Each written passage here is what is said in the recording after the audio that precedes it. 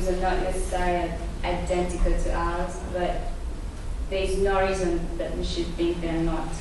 That because if we see, people usually associate feelings with larger animals than smaller animals. Now, for example, if you have an animal that you think is more important to you than one, you probably consider that it has more feelings than this other one. But there's no reason for you to treat it that way, to torture it that way. So, yeah.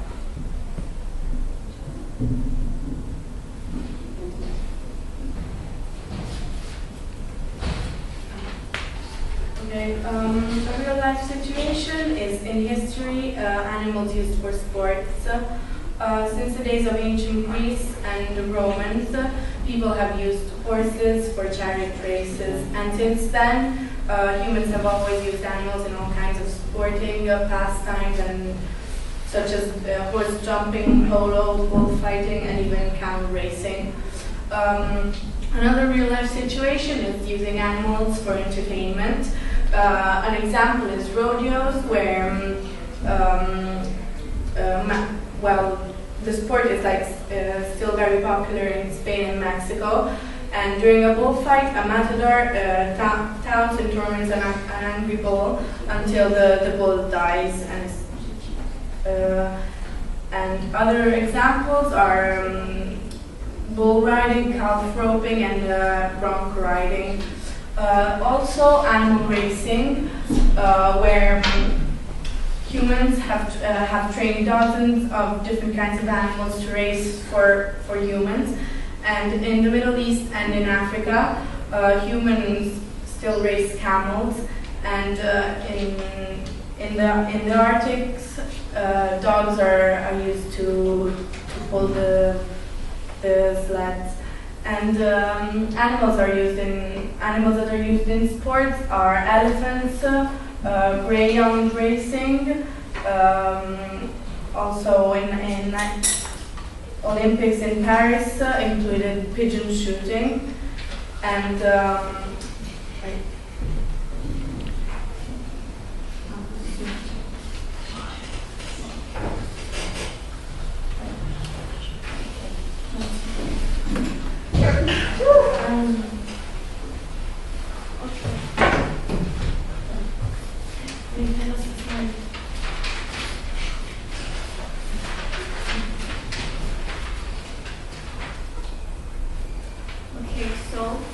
This is the poll that shows some possible answer of how should we actually treat animals.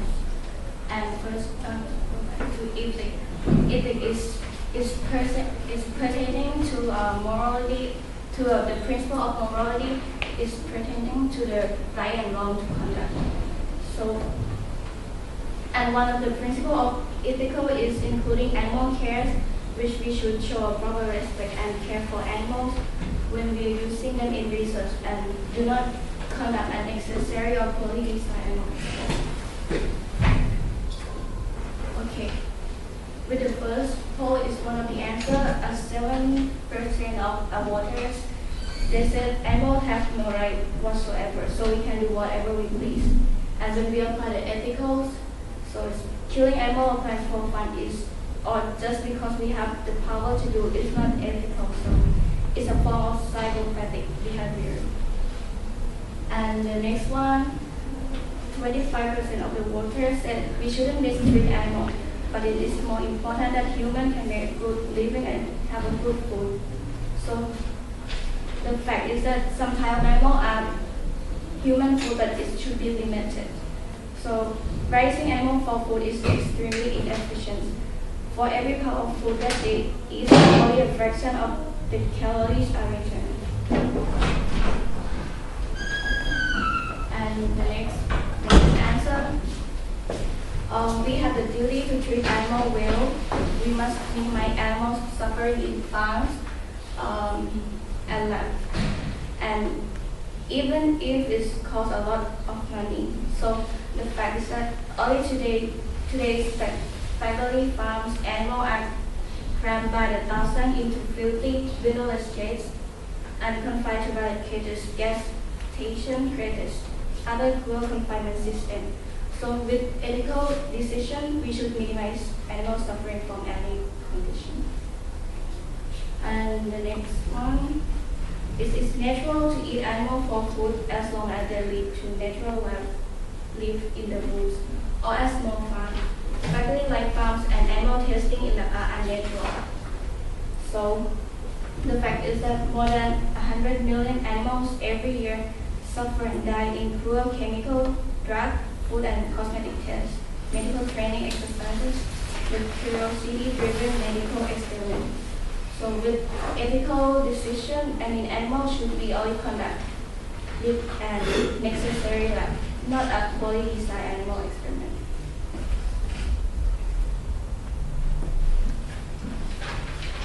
The next one, we shouldn't harm any animal except there is an important human interest. But animal testing should be allowed if it's valuable medical or scientific knowledge. Again, it apply the ethical decision. Animal testing, scientists and much of the public justify animal experiments as necessary in order to fight disease, cure, test toxins, etc. And the last rule, animals have as much right to live as humans, and we should do them no harm whatsoever. Keep them as pets or leave them alone. So with animal care, we should show proper respect and care for animals. That's why all animals are equal in the same way all have same pain and suffering, so they should be treated equally. Okay, something I thought really concerned our knowledge issue is Animal Farm. That is a classical book by George Orwell, and that represents human characteristics in analogy of animal instincts, and gives insight to the Russian Revolution of 1917. When animals take over the farm, they think it is the start of a better life. Their dreams is of a world where all animals are equal and all property is shared. But soon the pigs take control of them, and Napoleon becomes the leader of all animals, and the principle of the revolution are abandoned until animals have even less freedom than before. Okay, Animal Farm retells the story of Soviet communism in the form of an animal fable, and it allegorizes the rise of power of the dictator Joseph Stalin. In this novel, the overthrow of the human oppressor Mr. Jones by a democratic coalition of animals quickly gives the consolidation of power among the pigs. The pigs establish themselves as the ruling class in the new society. One of Orwell's central concerns in Animal Farm is the way in which language can be manipulated as an instrument of control. The pigs gradually twist and distort the rhetoric of socialist revolution to justify their behavior and to keep the other animals in the dark. By the end of the novel, the main principle of the farm can be openly stated as all animals are equal, but some animals are more equal than others. Orwell's exposure to this abuse of language remains one of the most compelling and enduring features of Animal Farm.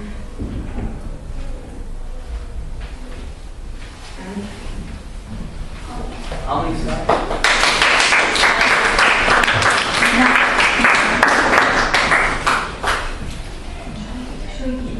Yes, please. Film rolling. Audience, any questions, please?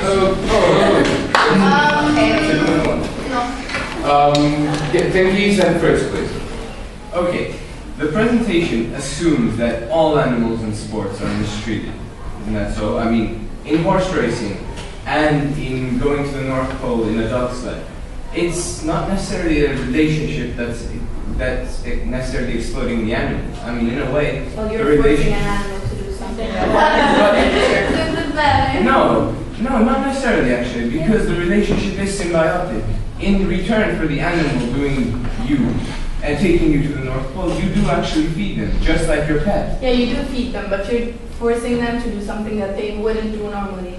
Run around. Well, what do you Yeah, do? running around, but like not being forced to run around. Well, they're not being forced. Yeah, they are. In fact, they're trained to run. They're not necessarily being forced. In fact, you're feeding them, you're taking care of them. Yeah, but for Why is example, it- dogs, they have to pull it Okay, up. let's not turn this into an argument, please. Yours was not a question, Tenkis, it was a statement. So my question is, why can you consider all animals in sports as being mistreated by humans?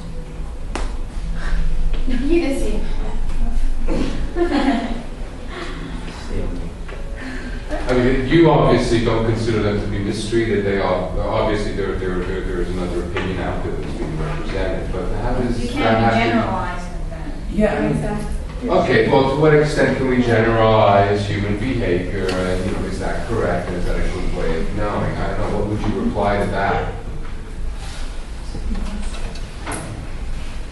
Well, any other question? I already had Geneva Bullet tell me to shut up 5 minutes ago, or 25 minutes ago. Not good enough.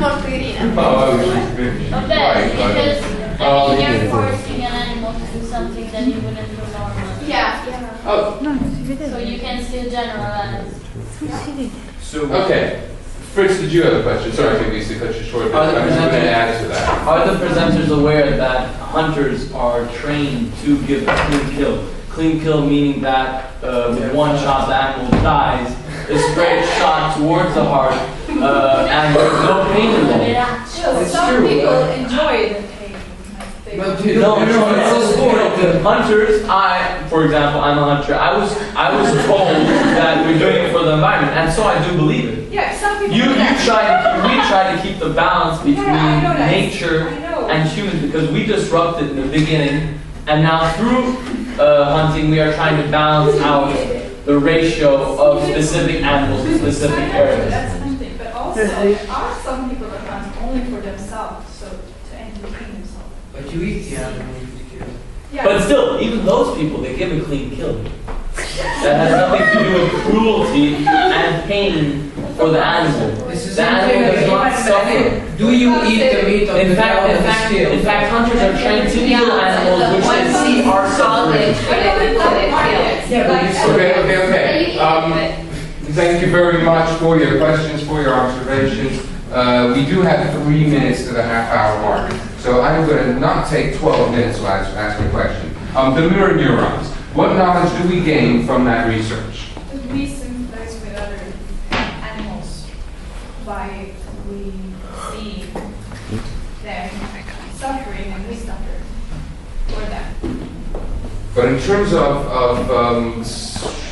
maybe I can, okay, another question. Why is it difficult to establish if animals have feelings? At one point you bring out a research by Dr. Jacobi, I believe. And the doctor, the researcher himself states that he thinks they do have feelings, but it's very difficult to establish that. Why? Because I'm not sure if they have emotions or actual instincts. Well, I would imagine that all we need to do is, design an experiment to prove whether those are instincts or feelings. I don't see what it. It's not that easy though. Yeah, you can even talk to them. They will not. Well, Okay. We're turning this into a bigger sort of presentation. Okay. Yes. My third question would be, if they do have feelings, what are we going to do about that? If they have How is that knowledge going to modify our behavior towards animals? Well, I think the most important part is the slaughter, that they have a right to have a good life before they become food. at least before I have a question. before they're being tortured, they should at least be given good like the cattle before they're being taken to the cattle. They should at least be treated right. And also